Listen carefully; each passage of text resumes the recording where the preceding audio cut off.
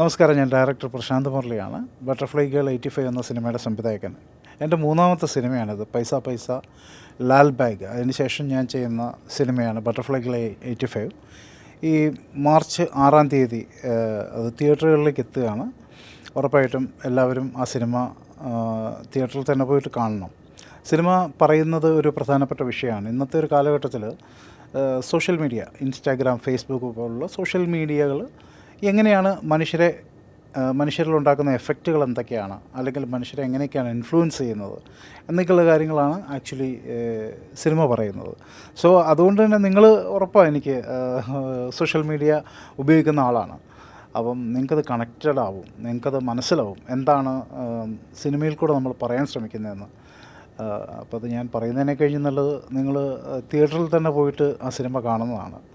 So മറക്കണ്ട, March 6-ാം തീയതി ഉറപ്പായിട്ടും തിയേറ്ററിൽ തന്നെ പോയിട്ട് സിനിമ കാണണം.